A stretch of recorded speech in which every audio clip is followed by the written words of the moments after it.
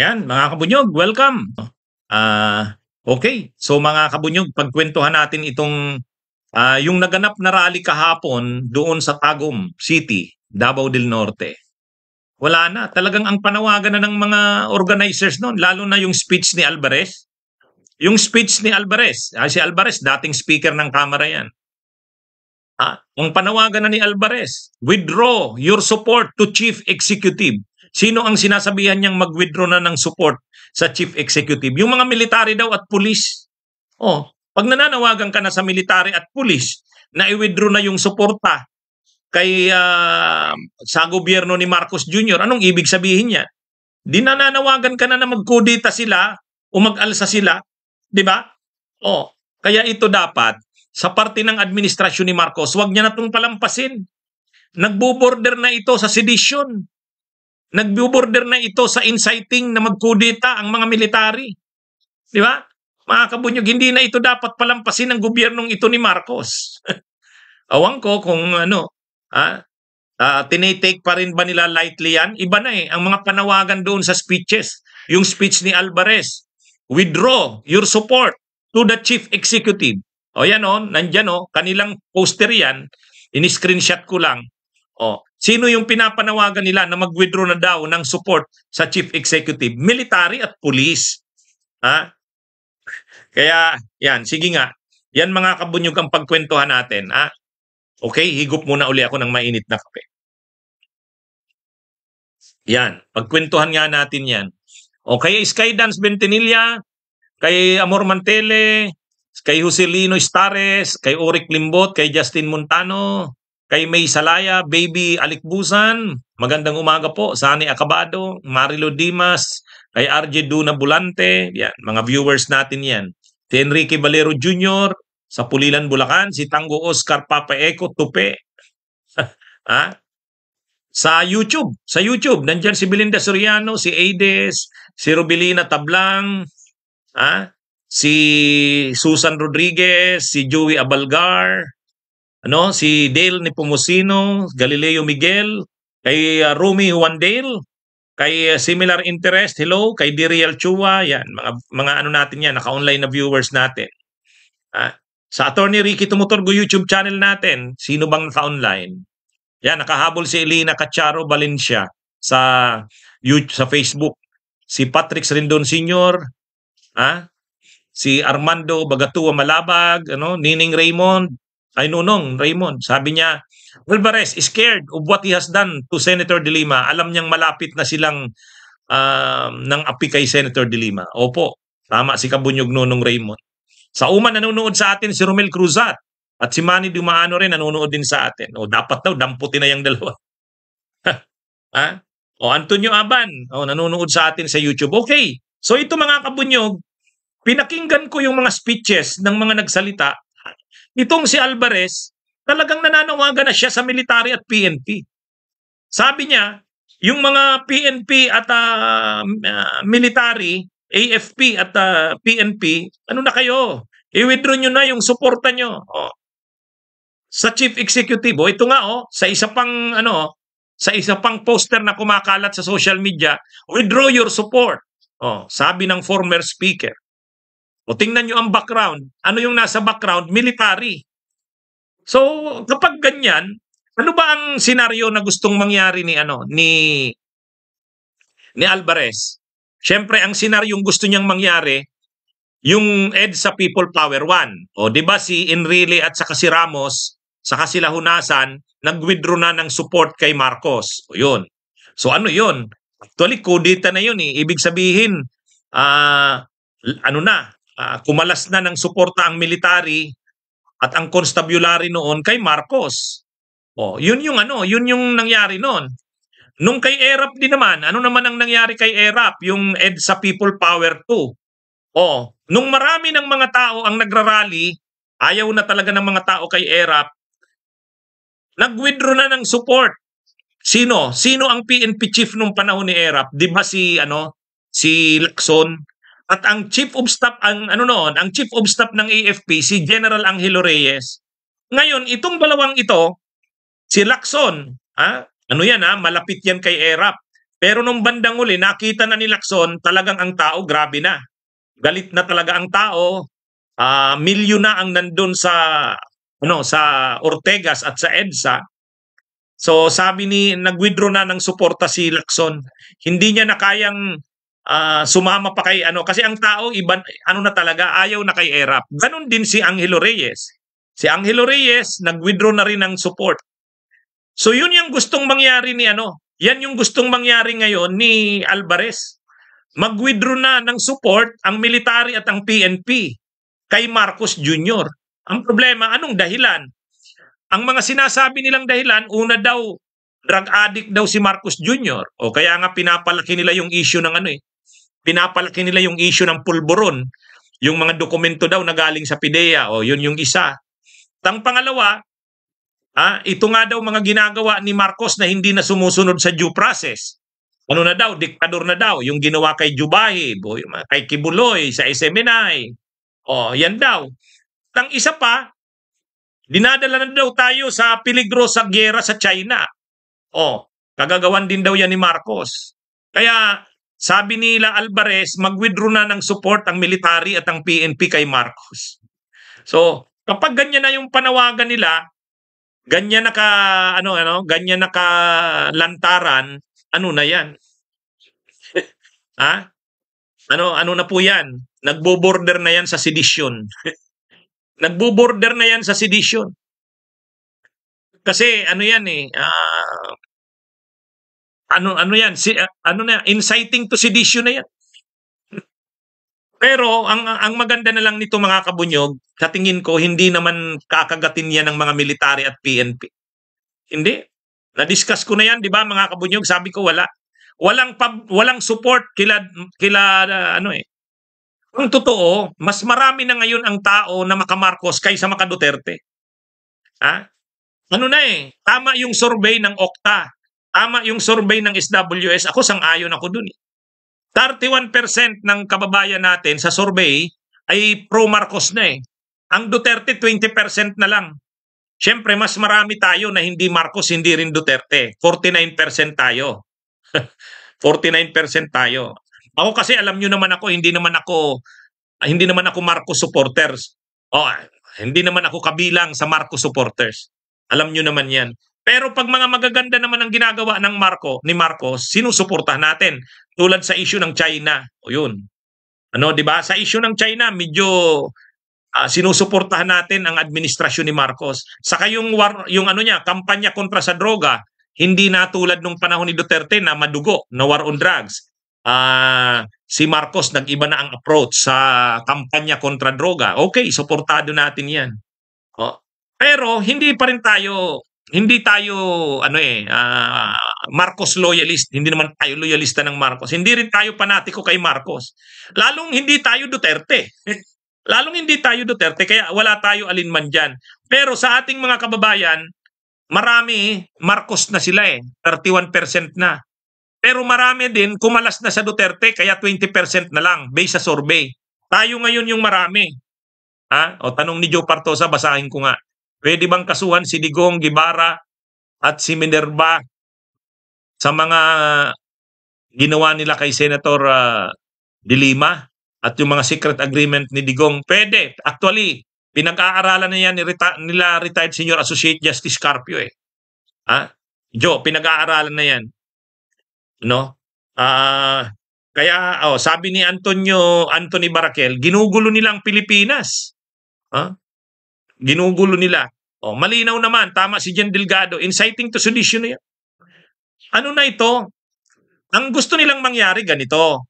Nag-organize sila ng rally para ipakita na ang mga tao ayaw na sa gobyerno. Tapos, pag naipakita nila na ang mga tao ay ayaw na sa gobyerno ni Marcos, inaasahan nila na ang military at ang PNP mag-withdraw na ng support kay Marcos. Ang problema, wala, hindi naman ganun kalaki ang mga taong sumasama sa rally nila . Nakailang rally na ba yung maisog rally na yan? Di ba? Una sa Davao. Davao City na yun . Davao City, kukunti din lang.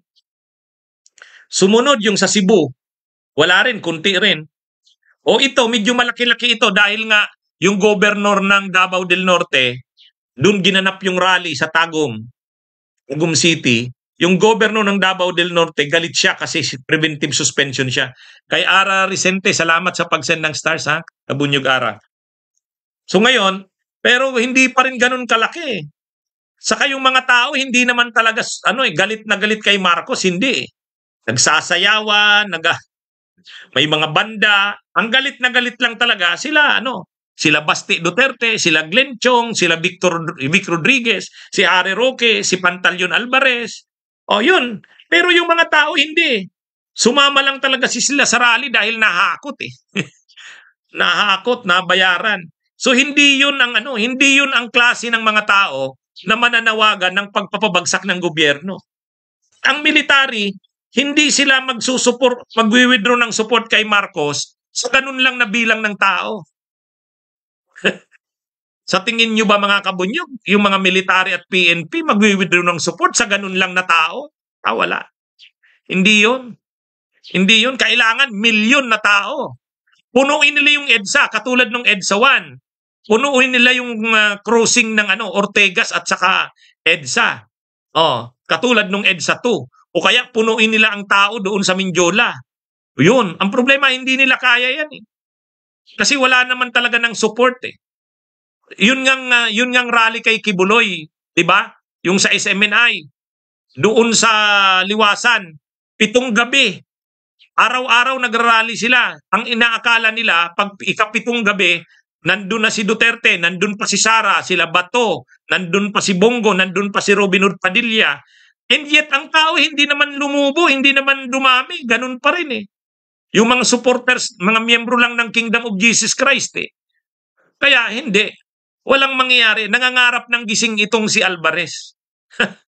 Hindi magwi-withdraw ng support ang military at ang PNP sa ganun lang na tao na nagrarally. Diba?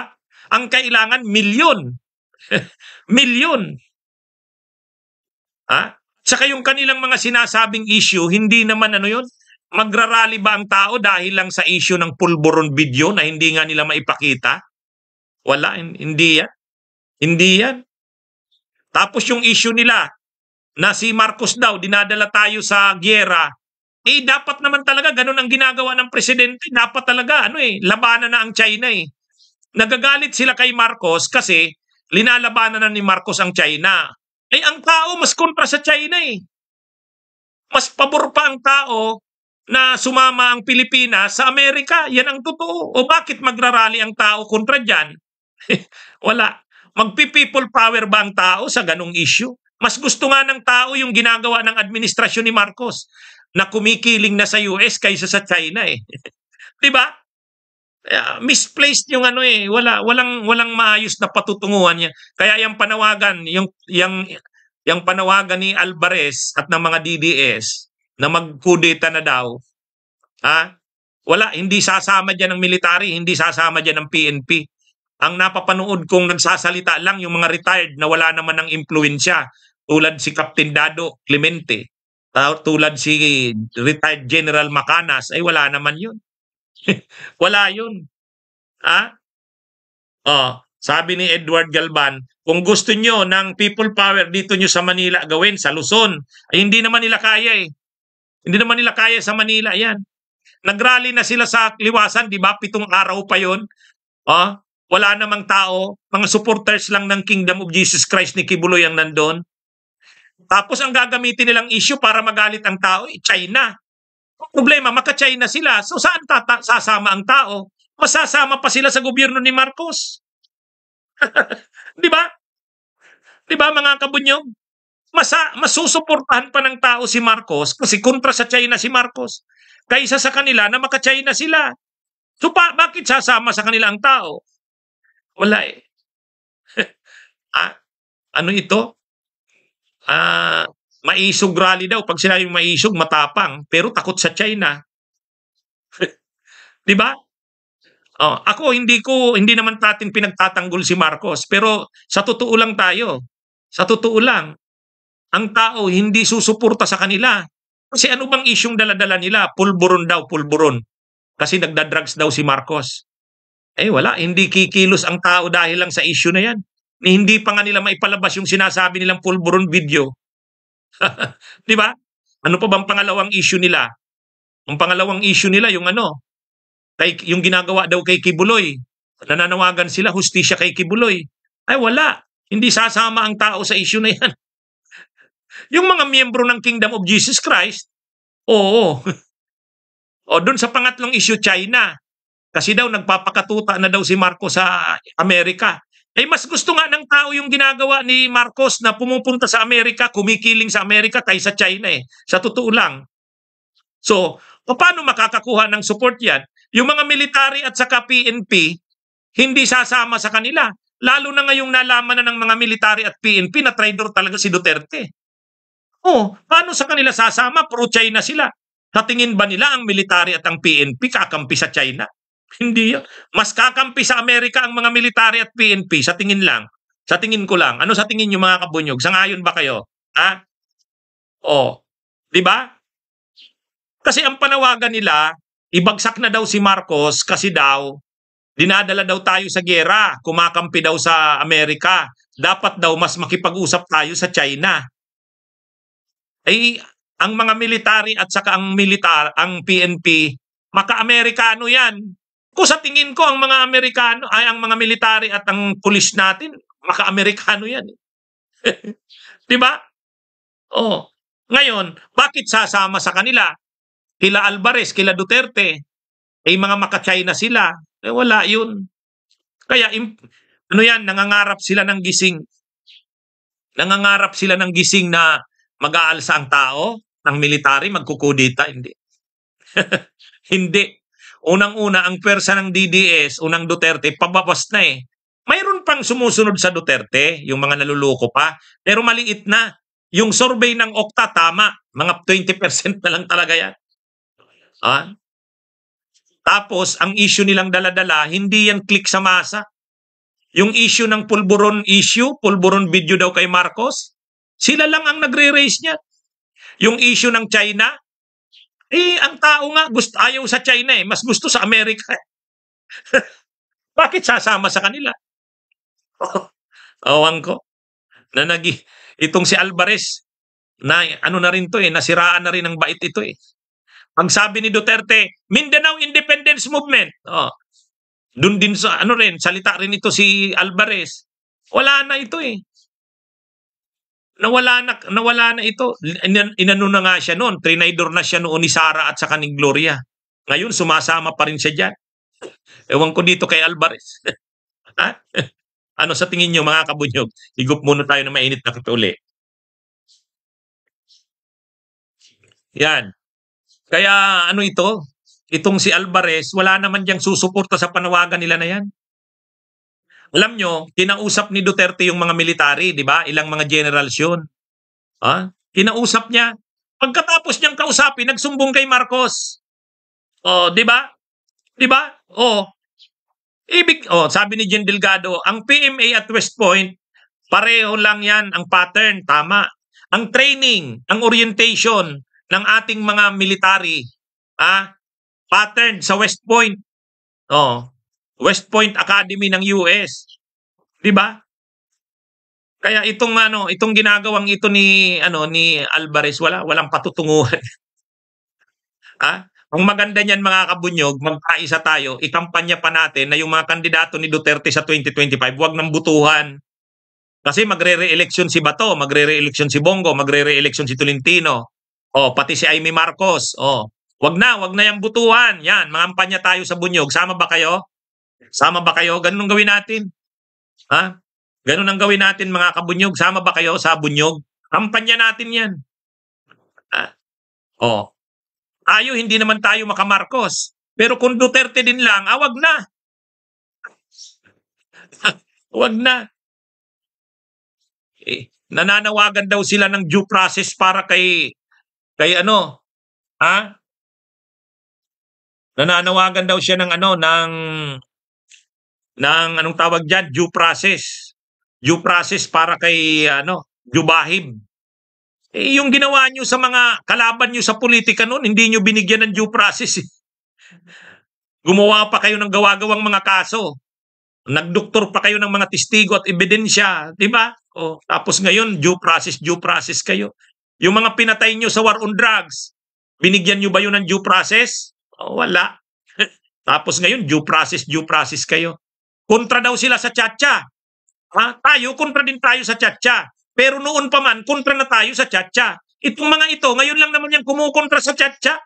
Nung panahon, sila ang tutulak ng tiyatsa. Diba? Panahon ni Duterte, sila ang gusto ng tiyatsa eh. O ngayon, dahil sila Marcos ang nagtutulak ng tiyatsa, kontra na sila sa tiyatsa. O, wala. Kami ang totoo. Noon pa man hanggang ngayon, kontra kami sa tiyatsa. Yan ang totoong oposisyon. Kayo, kukontra-kontra kayo sa tiyatsa ngayon? Ha? Magrarally-rally sila kontra sa tiyatsa. Ngayon lang naman sila kumontra sa tiyatsa. Nung panahon ni Duterte, sila ang may gusto ng tiyatsa. Di ba? Loko-loko tong mga to eh. Di ba mga kabunyog, mga kababayan? Oh. Wala. Di ba mga kabunyog? Dati sabi ni Ice, Duterte once, only. Now, no more. Full caps pa yan. Now, no more. Di ba? Kontra sila ngayon sa tiyatsa. Ipaglaban daw ang saligang batas. Si Duterte, sila yung gusto ng tiyatsa. Tapos ngayon, pinaglalaban nila yung saligang batas. Ibig sabihin, sila, hindi naman talaga sila totoo. Kumukontra lang sila sa tiyatsa kasi kalaban nila si Marcos. Tayo ang totoong oposisyon. Ha? Tayong totoong oposisyon, pag maayos, pag matuwid, susuportahan natin. Kung mali, kakalabanin natin. Yun tayo, di ba? Kaya yun, ako, napakalinaw ng stand natin. Saka tayo, hindi tayo oportunista. Hindi tayo nagbabago-bago ng stand. Di ba, mga kabunyog? Pero itong sila Alvarez, wala yan. Hindi totoo yung mga yan. Hindi totoo yung mga yan. Ha? Sabi ko nga, hindi naman tayo makamarcos. Pero kung Duterte din lang, ay wag na. Mas malala yan. Mas malala yan. Diba? Okay, sige mga kabunyog, mga kababayan. Magandang araw po sa inyong lahat. Bunyog, bunyog, halikan na kasama ka. Bunyog, kapag buklod ay may pag-asa. Luzon, Visayas, Mindanao, isa ang pananaw. Sa bagong Pilipinas ang bunyog isisigaw.